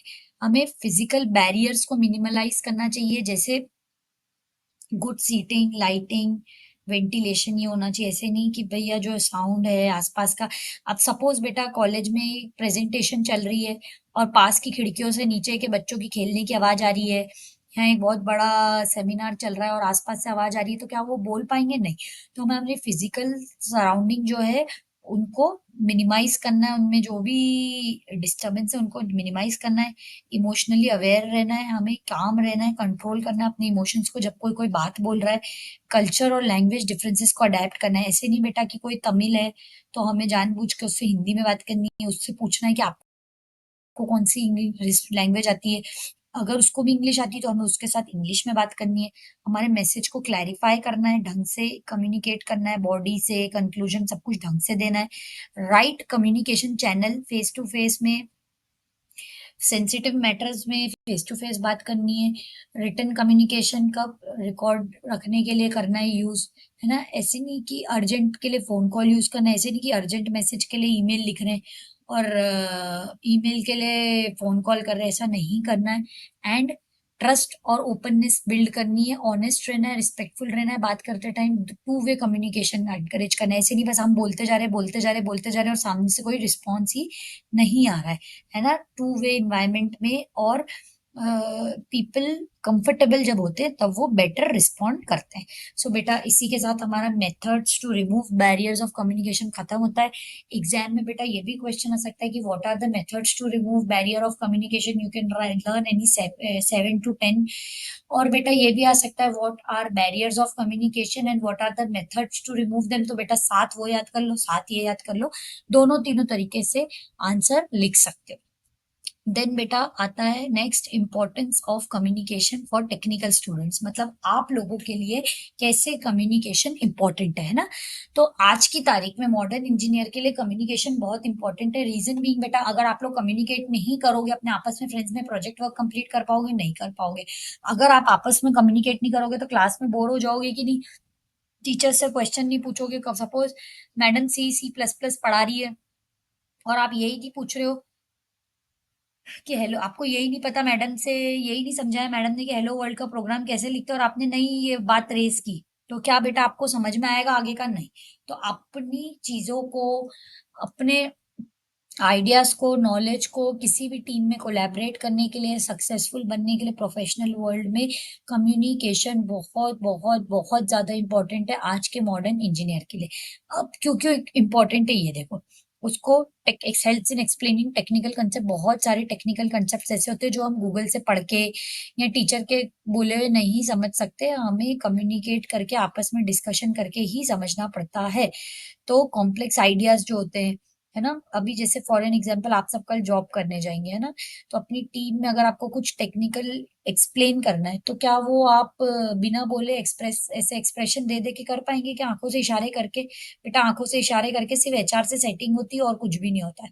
इसीलिए कम्युनिकेशन बहुत ज्यादा इंपॉर्टेंट है। गुड कम्युनिकेशन किसमें हेल्प करता है? अपना नॉलेज शेयर करने के लिए क्लाइंट के साथ, मैनेजर के साथ, नॉन टेक्निकल पीपल के साथ। तो टेक्निकल जो कॉम्प्लेक्स कंसेप्ट होते हैं वो कम्युनिकेशन से ही शेयर कर सकते हैं। फर्स्ट थिंग, टीम वर्क और कोलैबोरेशन बढ़ता है। अगर आज भी आप सब अपना खुद का एग्जाम्पल, अगर आप सबको आपस में बातचीत करनी है, कोई प्रोजेक्ट बनाना है, टीम वर्क करना है, तो कैसे? है ना, engineering work is done teams में होता है ना। तो बेटा आपको क्या करना पड़ेगा? एक दूसरे से बातचीत रखनी पड़ेगी। लड़ाई झगड़ा ऐसे नहीं बेटा कि फर्स्ट ईयर में तो बहुत अच्छी दोस्ती और लास्ट ईयर तक आते आते खत्म, ऐसा नहीं करना है। Effective communication ensures proper coordination, misunderstanding दूर होती है। टास्क डिस्कस करने ग्रुप प्रोजेक्ट्स में, लैब वर्क के टाइम, है ना, किस लिए प्रोजेक्ट्स में, रिपोर्ट राइटिंग में कम्युनिकेशन बहुत ज्यादा जरूरी है। क्योंकि देखो इंजीनियर्स को technical report, project summaries, documentation ये सब प्रिपेयर करना पड़ता है। तो उनको गुड राइटिंग स्किल्स होना चाहिए ताकि वो अपना मैसेज अपनी टीचर के पास ढंग से पहुंचा पाए। इंटरव्यूज में, जॉब प्लेसमेंट में बेटा companies like engineers for good speaking and writing skills, GD लिया जाता है, पर्सनल इंटरव्यू, एचआर राउंड, इसमें आपका कम्युनिकेशन बहुत अच्छा होना चाहिए। तो जब तक आप अपना आइडिया क्लियरली प्रेजेंट नहीं कर पाओगे, कैंपस प्लेसमेंट में नहीं को प्लेस हो पाओगे। प्रेजेंटेशंस में, सेमिनार्स में, आज आपकी क्लास में इंग्लिश का प्रेजेंटेशन हुआ होगा, प्रोजेक्ट वर्क हुआ होगा, तो अनटिल एंड अनलेस आपने बात नहीं की, अपना आइडिया कम्युनिकेट नहीं किया, तो आप क्या दे पाए? क्या नहीं। तो प्रेजेंट करने के लिए आइडियाज को क्लास में, टीम में, इंडस्ट्री में, कॉन्फिडेंस आता है कम्युनिकेशन से। क्लियर स्लाइड, ऑडियंस इंटरेक्शन, ये सब बहुत मैटर करता है। तो इसलिए कम्युनिकेशन अच्छा होना चाहिए।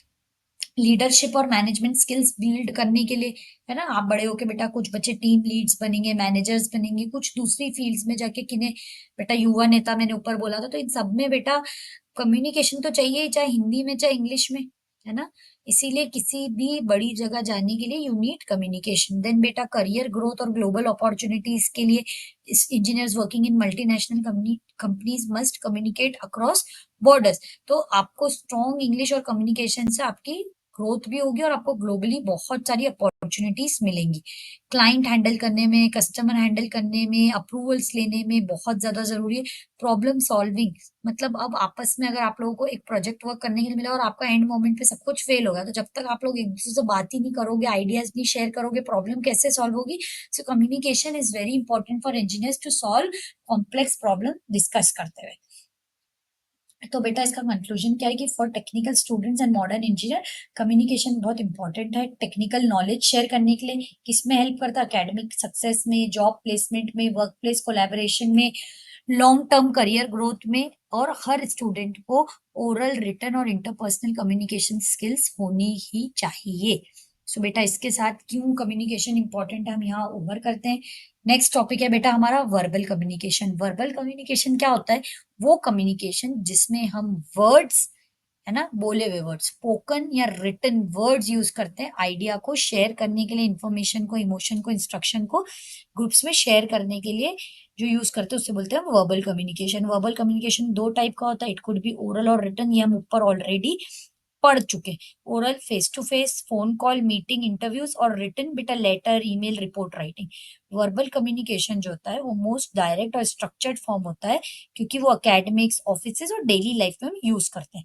अब क्या इंपॉर्टेंस होता है वर्बल कम्युनिकेशन का? ये हमारा आइडिया हमें क्लियरली एक्सप्रेस एक्सप्रेस करने में, सॉरी बेटा स्लिप ऑफ टंग, क्लियरली हमारे आइडिया को एक्सप्लेन करने में हेल्प करता है। हम स्पोकन या रिटन वर्ड्स यूज करके, अब बेटा किसी भी स्टूडेंट को अगर प्रोजेक्ट बताना है क्लास में तो क्या वो एक्सप्रेशन से बता सकता है?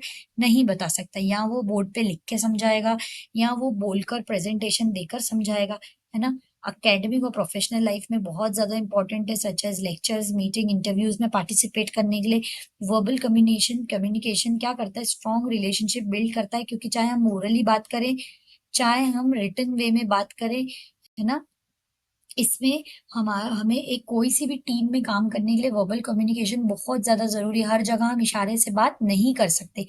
टाइम बचाता है और क्या करता है? एफिशिएंसी इंक्रीज करता है। क्यों? क्योंकि हमें हैंड टू हैंड मैसेज मिलता है और हैंड टू हैंड हमें फीडबैक भी मिल जाता है अगर हम ओरल इंस्ट्रक्शंस दे रहे हैं। ठीक है। वर्बल कम्युनिकेशन किस लिए यूजफुल होता है? क्योंकि उसमें फीडबैक देना और लेना दोनों बहुत आसान हो जाता है। जैसे teacher corrects students immediately presentation के बाद, क्योंकि this is a part of a verbal communication. अब बेटा अगर वर्बल नहीं होता तो टीचर का इशारा करके बोल पाती है ढंग से कि आपने सही से नहीं दी presentation. It improves public speaking, presentation skills, for example, while delivering seminars or speaking in group discussions. तो verbal communication यहाँ important होता है। Verbal communication enhances interview में placement performance, such as confidently answering HR questions during campus interviews. सो verbal communication वो communication है जो हम इधर बोल के या लिख कर किसी से भी कम्युनिकेट कर सकते हैं। और वर्बल कम्युनिकेशन इसलिए इंपॉर्टेंट है क्योंकि हमें हैंड टू हैंड फीडबैक मिल जाता है, इजी होता है, प्रिसाइज होता है। अब आता है बेटा नेक्स्ट, नॉन वर्बल कम्युनिकेशन।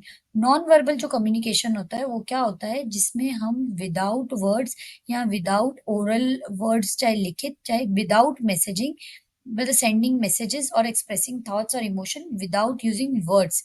जैसे आज देखो बॉडी लैंग्वेज, फेशियल एक्सप्रेशन, जैसे मैंने क्या बोला, आपको किसी को बुलाना है भरी भीड़ में, तो आपने अगर हाथ से इशारा किया तो that is a part of a non verbal communication. वो बॉडी लैंग्वेज, फेशियल एक्सप्रेशन।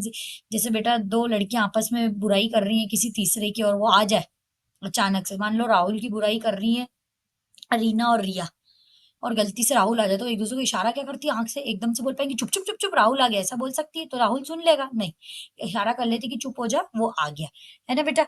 तो फेशियल एक्सप्रेशन से, जेस्चर से, टोन ऑफ वॉइस से, आई कॉन्टैक्ट से, अपीयरेंस से हम नॉन वर्बल कम्युनिकेशन कर सकते हैं। More than 70% of the communication जो होता है वो नॉन वर्बल होता है। मतलब हम बहुत सारी बातें ऑफन कैसे एक्सप्रेस करते हैं, हमारी बॉडी लैंग्वेज के थ्रू, देन टू वर्ड्स। अब जैसे देखो, अब बेटा देखो नॉन वर्बल कम्युनिकेशन में अलग अलग टाइप्स होते हैं ना। नॉन वर्बल कम्युनिकेशन में डिफरेंट टाइप्स होते हैं। अब सबसे पहले इसका टाइप होता है काइनेसिक्स, मतलब बॉडी लैंग्वेज और मूवमेंट। काइनेसिक्स क्या होता है, हम बॉडी मूवमेंट से, पोस्चर से, जेस्चर से, अभी मैंने बताया राहुल और रिया का एग्जांपल, फेशियल एक्सप्रेशन और हैंड मूवमेंट से कम्युनिकेट कर सकते हैं। इट शोज की पर्सन एटीट्यूड, कॉन्फिडेंस और इमोशन को बताता है। जैसे फर्म हैंडशेक, हम अगर किसी से ऐसे फर्मली हैंडशेक करते हैं तो ये क्या बताता है कि हम कॉन्फिडेंट हैं। फोल्डेड आर्म्स करके बैठे रहेंगे तो वो क्या बताएगा कि हम डिसएग्री कर रहे हैं। नेक्स्ट होता है बेटा फेशियल एक्सप्रेशंस। फेस जो होता है वो मोस्ट एक्सप्रेसिव पार्ट होता है हमारी बॉडी का, है ना। हम अपनी फीलिंग्स को कैसे बता सकते हैं, एंगर, हैप्पीनेस, सैडनेस, सरप्राइज, ये सब फेशियल एक्सप्रेशन से बता सकते हैं ना। तो ये यूनिवर्सल है और इजीली अंडरस्टैंड कर सकते हैं। स्माइली शोज कि हम फ्रेंडली हैं, अगर हमारे रेज्ड आईब्रोज है तो मतलब हम सरप्राइज हैं, बहुत ज्यादा घूर के देख रहे हैं तो गुस्से में। देन बेटा थर्ड टाइप होता है जेस्चर्स की। बेटा हम हाथ से आर्म मूवमेंट्स, अपने जेस्चर्स को शो कर सकते हैं और अपने स्पोकन वर्ड्स को यूज कर सकते हैं कम्युनिकेशन के लिए, ना। कल्चर में और इंटेंशनल और अनकॉन्शियस हो सकते हैं वो। जैसे thumbs up means good, pointing fingers direction और कमांड बताता है। ऑक्यूलेसिक्स आई कॉन्टैक्ट से, मतलब आई बिहेवियर जो होता है कम्युनिकेशन में उसे ऑक्यूलेसिस कहते हैं। आई कॉन्टैक्ट क्या करता है, किसी से भी अगर हम आई कांटेक्ट की, इंटरव्यू से आई कांटेक्ट करके बात कर रहे हैं तो बेटा वो क्या बताएगा कि बच्चा कॉन्फिडेंट है, इंटरेस्टेड है, ऑनेस्ट है, और ये डोमिनेंस दिखाएगा। लेकिन अगर मुंह नीचे करके बात कर रहे हैं तो क्या बताएगा कि इसको यहाँ जॉब में इंटरेस्ट नहीं है, इसको कुछ भी नहीं आता और ये डरा हुआ और नर्वस है ना। तो making an eye contact in the interview shows attentiveness. Then haptics, haptics मतलब टच करके, तो refers to communication through touch, like handshakes, hugs, taps. It reflect, अब बेटा किसी को आपने हक कर लिया अचानक से, है ना, वो बहुत रो रहा था तो आपने उसको बिना बोले उसका रोना धोना बंद करवा दिया। It reflects relationship, emotion, authority. A teacher pointing a students back for good work shows encouragement. जैसे टीचर पीछे थपथपाए अगर आपका बैक बहुत अच्छा किया, है ना। पैरा लैंग्वेज, इसमें पैरा लैंग्वेज में क्या आता है बेटा, voice tone, pitch, volume. Para language is a way something is said including अपना टोन, स्पीड, वॉल्यूम, पॉज, है ना। पैरा लैंग्वेज मतलब कैसे आप बोल रहे हो, आपकी टोन पे डिपेंड करता है। ये क्या ऐड करता है, इमोशन ऐड करता है, मीनिंग ऐड करता है। मतलब saying I am fine in a sad tone, अब देखो बेटा आई एम फाइन अगर हंस के बोलेंगे तो क्या बताता है कि आप खुश हो, आई एम फाइन। अगर सैड वे में बोलेंगे तो क्या बताता है कि आप सैड। देन प्रोक्सेमिक्स मतलब स्पेस का यूज करना। प्रोक्सेमिक्स क्या होता है, एक पर्सनल स्पेस यूज करना कम्युनिकेशन के लिए। जैसे space between people indicate relationship, status और फॉर्मेलिटीज का एग्जांपल क्या, standing close to a friend but keeping distance from a stranger.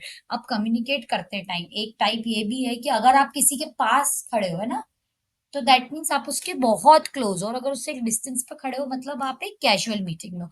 Appearance और ड्रेसिंग, अब बेटा पर्सन किसी भी इंसान की क्लोथिंग, हेयर स्टाइल, हाइजीन, ये उसकी पर्सनैलिटी, प्रोफेशनल और मूड को बताता है ना। वे फॉर्मल अटायर को देख के क्या लगता है जॉब इंटरव्यू में जा रहे होंगे आप, ये रिस्पेक्ट और सीरियसनेस शो करते हो। देन बेटा साइलेंस क्या होता है, बिना बोले बहुत कुछ बोल देना, वो कहीं कहीं रिस्पेक्ट शो करता है, कहीं डिसएग्रीमेंट भी शो कर देता है। ब्रो बेटा आप है ना, अगर आपको एक लड़का बोल रहा है कि ब्रो चल रहा है यार, चलते हैं, और आप बिल्कुल चुपचाप बैठे हो, तो मतलब आप उससे एग्री नहीं कर रहे हो। कंफ्यूजन, रिफ्लेक्शन ये बताता है। Remaining silent during a serious conversation shows कि आप अटेंटिव नहीं हो। ठीक है। अब बेटा वर्बल और नॉन वर्बल कम्युनिकेशन में डिफरेंस एक इंपॉर्टेंट क्वेश्चन है ना। वर्बल कम्युनिकेशन क्या करता है, spoken words, written words use करता है कम्युनिकेट के लिए, लेकिन नॉन वर्बल में क्या होता है, सिर्फ बॉडी लैंग्वेज, जेस्चर्स और फेशियल एक्सप्रेशन यूज होते हैं। ये एक्सप्लिसिट होता है, क्लियर होता है, ये कितनी बार इम्प्लिसिट होता है, इम्प्लिसिट मतलब क्लियर नहीं होना, समझ में नहीं आना, और अनकॉन्शियस होता है। इसमें ओरल स्पीच, रिटन में लेटर और ईमेल यूज होता है। इसमें काइनेसिक्स, हाथ, हैप्टिक्स, टच, ऑक्यूलिसिस, आंखें, टोन, ये यूज होता है। इसको रिकॉर्ड और रेफर कर सकते हैं letter, this can not be recorded. ये डिटेल्ड एक्सप्लेनेशन और इंस्ट्रक्शन के लिए इजीली यूज कर सकते हैं। इसको इमोशन एक्सप्रेस करने के लिए, फीलिंग, एटीट्यूड, शॉर्ट टर्म के लिए यूज कर सकते हैं, जैसे किसी को बुलाना करना। इजियर टू अंडरस्टैंड होता है और इंटरप्रेट करना होता है, ये कभी कभी मिसअंडरस्टूड भी हो जाता है, और अगर ध्यान से नहीं सुना तो। फॉर्मल और स्ट्रक्चर्ड होता है ये नेचर में, क्या वर्बल है ना, और ये इनफॉर्मल और स्पॉन्टेनियस होता है। इसके एग्जांपल क्या होते हैं, मीटिंग में बोलना, रिपोर्ट लिखना। इसके एग्जांपल्स क्या होते हैं, स्माइलिंग है, जरूरी बेटा कोई स्माइल कर रहा है तो उसको इंटरप्रेट थोड़ी कर सकते हैं हम कि क्यों कर रहा है, eye contact, nodding, crossing arms. So बेटा इसके साथ हमारा वर्बल नॉन वर्बल कम्युनिकेशन खत्म होता है। क्वेश्चन तीन तरीके का आ सकता है, या तो वर्बल कम्युनिकेशन पे शॉर्ट नोट आ सकता है, नॉन वर्बल कम्युनिकेशन पे शॉर्ट नोट आ सकता है, ऐसा आता है explain non verbal communication and it's type. और बेटा वर्बल और नॉन वर्बल में डिफरेंस आ सकता है। देन बेटा ये दो टॉपिक्स इतने इंपॉर्टेंट नहीं है, विजुअल और क्रॉस कल्चरल कम्युनिकेशन, बट फिर भी हो सकता है बेटा आरजीपीवी ये कभी भी नोट्स में, शॉर्ट नोट में दे सकता है। तो बेटा विजुअल कम्युनिकेशन क्या होता है, जो communication images, graph, sign, charts, videos के थ्रू हो रहा है ना। Visual communication is a process of conveying message and information visual के थ्रू। इसके मेजर पॉइंट्स क्या है, विजुअल एलिमेंट्स यूज करता है इंस्टेड ऑफ वर्ड्स, जैसे मैंने आपको बताया था, आप स्टिकर भेज रहे हो मुन्ना भाई वाला, है ना, पंकज त्रिपाठी भेज रहे हो, वाह बेटा वाह पे। तो बेटा helps in understanding complex data, क्योंकि इमेज से हम इजीली समझ पाते हैं। इंजीनियरिंग प्रेजेंटेशंस में, एडवर्टीजमेंट्स में, इंस्ट्रक्शन मैनुअल्स में बहुत बार विजुअल कम्युनिकेशन दिया था। Chart, graphs are the part of visual communication, easily समझ में आता है, इंटरेस्ट बनाए रखता है, क्योंकि इंसान फोटो देख के ज्यादा अच्छे समझ पाता है। Often use with verbal communication के साथ यूज होता है ताकि उसको मोर इफेक्टिव बना पाए। Road science, bar graph, flow chart, infographic, power point, ये सब कुछ, ये सब जो अभी है देख रहे हो आप स्क्रीन पे, ये विजुअल कम्युनिकेशन है। देन बेटा क्रॉस कल्चरल कम्युनिकेशन होता है। क्रॉस कल्चरल कम्युनिकेशन क्या होता है, जो कम्युनिकेशन बिटवीन डिफरेंट बैकग्राउंड, मैंने आपको बताया था ना बेटा जेठालाल और अय्यर, लैंग्वेजेस और ट्रेडिशन। इसमें क्या होता है, अलग अलग। अब बेटा सपोज जेठालाल गरबा खेल रहे हैं, तो अय्यर ओनम भी तो बना रहे हैं ना। डिफरेंट कल्चर आइडेंटिटीज का एक्सचेंज होता है, कभी कभी मिसअंडरस्टैंडिंग भी हो जाती है, क्योंकि different different values, believe, gestures होते हैं। ग्लोबल इंडस्ट्रीज में बहुत जरूरी है, क्योंकि एमएनसीज में हर तरीके के लोग होते हैं। इसमें हमें पेशेंस चाहिए होता है, अवेयरनेस चाहिए होता है। कल्चरल डिफरेंसेस के केस में, लैंग्वेज बैरियर में भी हमें पेशेंट रहना पड़ता है। नॉन वर्बल जेस्चर्स, हाथ के इशारा और इनसे समझाना पड़ता है जब हम लैंग्वेज नहीं समझ पाते। ग्लोबल कोऑपरेशन को एनहांस करता है, टीम वर्क बढ़ाता है, प्रोफेशनल ग्रोथ बढ़ाता है। A formal handshake in one culture में बी रिप्लेस्ड विद बो इन अनदर, है ना। चाइना में, फिलीपींस में लोग बो करके लोगों को ग्रीट करते हैं इंस्टेड ऑफ हैंडशेक, तो इसको डिफरेंट हो सकता है अलग अलग कल्चर में।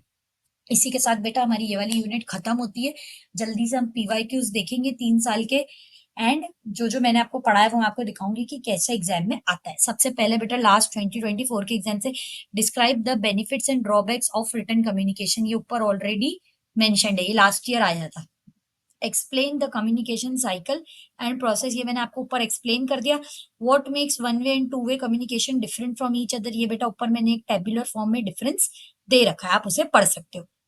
Give difference between verbal and non verbal, just अभी देखा है ना ये वाला क्वेश्चन, ये भी थर्ड यूनिट का है। देन बेटा 23 के पेपर में देखो, डिस्क्राइब द, देखो बेटा अगेन आया cycle in process of communication, because that is very important. वो सारे sender, receiver, encoding, decoding, feedback, channel, message, noise, है ना? Give difference between one way, to way communication, ये ऊपर था, है ना? तो बेटा आप जैसे अगर ऐसा 2 आया है क्वेश्चन, है ना? 2 क्वेश्चन, तो आप वन वे, टू वे के बीच में 5 पॉइंट्स लिख के 7-8 पॉइंट्स इस वाले प्रोसेस में लिख सकते हो शॉर्ट में, तो ये पूरे 7 मार्क्स आपके पक्के हैं। जैसे बताया वैसे लिखोगे तो।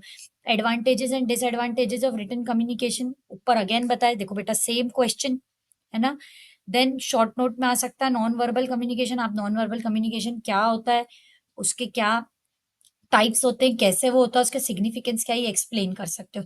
देन बेटा 2023 के जून में बेटा क्वेश्चन आया था, describe the 7 Cs of communication, ये बेटा आपको पता है, conciseness, correctness, courtesy, what are the barriers to communication, describe the method for overcoming, ये हमने पढ़ लिया ऊपर। What list 5 reason why communication skills are important, ये सिग्निफिकेंस ऑफ कम्युनिकेशन हमने ऊपर देखा, इसको आप कैसे लिख सकते हो, कम्युनिकेशन की डेफिनेशन लिख के और देन उसके सिग्निफिकेंस या इंपॉर्टेंस। इसी के साथ बेटा हमारी थर्ड यूनिट खत्म होती है। Unit fourth and fifth upcoming है, जो अभी 1 से 2 घंटे में अपलोड हो जाएंगी, तब तक आप ये वाली यूनिट देखिए। आपको कोई भी डाउट हो, कहीं भी कंफ्यूजन हो, कोई भी पीवाईक्यू में कंफ्यूजन हो, या किसी भी तरीके का डाउट हो, बेटा do comment and do like, share and subscribe with your friends. Thank you so much for watching the video.